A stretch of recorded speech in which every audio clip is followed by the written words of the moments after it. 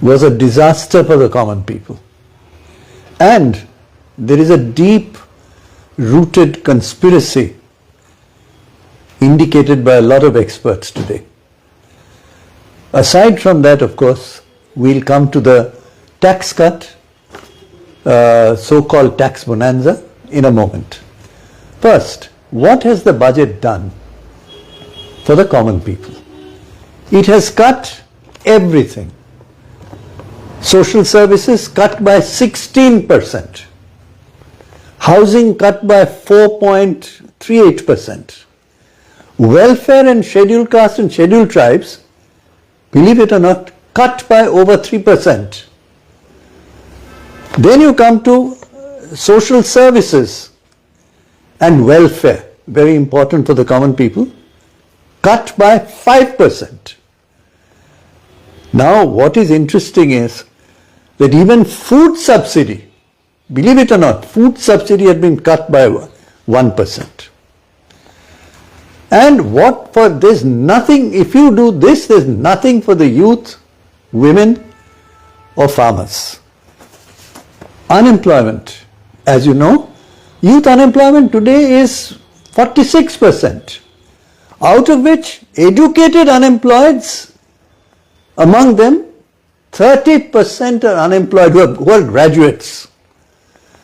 The question is, ladies and gentlemen, unemployment in October and December, according to CMIE, our party has repeated this repeatedly, was as much as 37 million people. 37 million people were unemployed between October and December. Now we come to the question of a very important factor. 100% foreign direct investment allowed in insurance. What does that mean? Challenge to all the public sector processes, LIC, Life Insurance Corporation, and a host of other insurance companies, and including Indian private sector companies. Now, while they are coming in, they'll come in with 100% equity. When our state asks for GST on insurance, including life insurance, to be reduced from 18% goods and services tax to 0, because it's only punishing people who are taking insurance, the central government did not allow it, it postponed it. That leads me to the question, is there some kind of a conspiratorial process here that foreign direct investors come in 100% equity, but the GST remains at 18% for insurance for the common people? Who benefits from this? I leave it to you to understand. Now I go to the second question that's very, very important today. That question relates to manufacturing. Yes, the survey has directly said growth rate has been cut. But question is, manufacturing is only 15% of our GDP.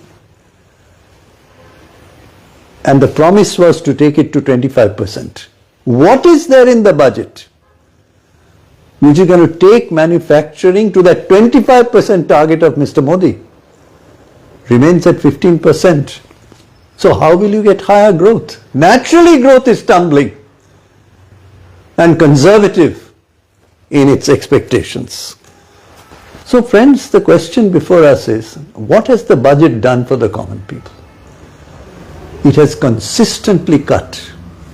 Okay, taxes from 7 lakhs threshold has been raised to 12 lakhs.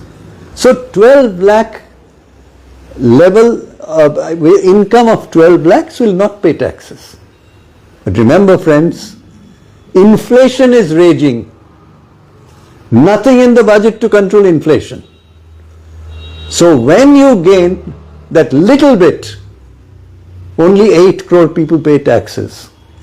Even if some proportion of those people gain a little bit, it will get eaten up automatically by inflation. that means your real gain is zero. This is the kind of very clever trick that the budget plays. I want to know from the budget, what is it had done for inflation? In fact, you'll be surprised to know that to keep the fiscal deficit at 4.4%, central government is again going to borrow almost 15 lakh crores. So debt of the country will keep going up. So my conclusion, nothing for the common people, nothing for the youths, only unemployment, nothing for women of any significance, only words, nothing for the farmers excepting some homilies, and worst of all, inviting 100% equity of foreign direct investment insurance, but not cutting the GST tax on insurance. Does it have a connection between the two? In this government, between somebody or the other, an international lobby? We need to think about that. Thank you.